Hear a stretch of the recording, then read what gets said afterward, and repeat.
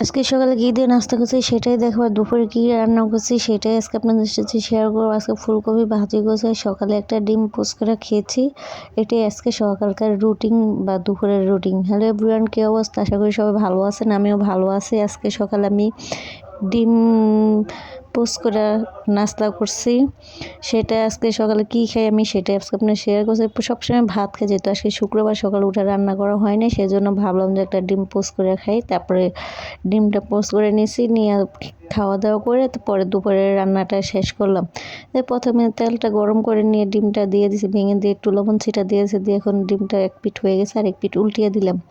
আমি ডিম পেঁয়াজ মরিচ দিয়ে খেতে তো পছন্দ করি না, আমি সবসময় ডিম অমলেট খেতেই ভালোবাসি, এভাবে ভাজা ভাজা করে খেতে ভালোবাসি। তো ফাইনালি ডিমটা হয়ে গেছে, এখন নামিয়ে নিয়ে খেয়ে আসবো।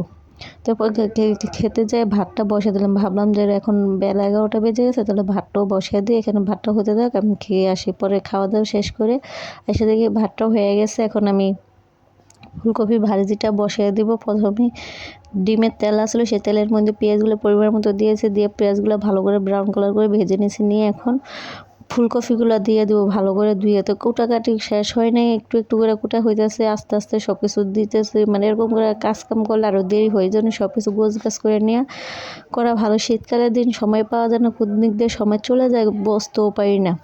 তো এখন ফুলকপিটা দিয়ে দিচ্ছি, দিয়ে এখন ভালো করে একটু তেলে ভাজাভাজি করে নিব। আজকে দুপুরের খাবারেই আছিল যে ফুলকপি ভাজা, সকালে একটা ডিম অমলেট করে খেয়েছি। বেসালে মানুষ বলেন কী করবো, যা পাই তাই খাইতে চেষ্টা করি। যেহেতু মানুষ রান্না করে কিসের জন্য, তার কাছে মানুষের জন্য। সে মানুষটা যখন নাই তখন আর কী করব, যখন যেটা পাই তখন সেটা খাই। শুক্রবার আর শনিবার কোনো কিছুই আমার কাছে কোনো কিছুই না, সব দিনে আমার কাছে এক সমান। আপনারা সবাই দোয়া করুন যাতে আমার ভালোবাসার মানুষটা, আমার কাছের মানুষটা খুবই তাড়াতাড়ি আমার কাছে চলে আসে। আমি তার জন্য খুবই মিস করি তারে সে কখন আসবে না আসবে। এই যে দেখেন ফাইনালি ভাজিটা ফ্রাই হয়ে গেছে। এখন হলুদ মরিচ পেঁয়াজ রসুন সব কিছু আর পরিমাণ মতো দিয়ে ফুলকপিটা ফাইনালি হয়ে গেছে।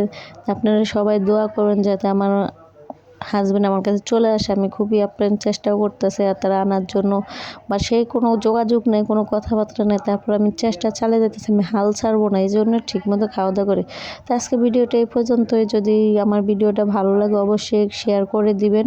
তো এখন একটু ভাজিটা নামার আগে শীতকালে ধনেপাতা না দিলে তো অন্যরকমই লাগে, সেজন্য একটু ধনেপাতা দিয়েছে। ধনেপাতা দিয়ে অন্যরকম একটা ফ্লেভার আসে, ধনেপাতার ফ্লেভারটা আমার অনেক ভালো লাগে। তো আপুর যদি ভিডিওটা ভালো লাগে অবশ্যই শেয়ার করে দেবেন। তো ভিডিওটা আজকে এই পর্যন্তই। আল্লাহ হাফেজ। পরবর্তী আর একটি নতুন ভিডিও নিয়ে চলে আসবো।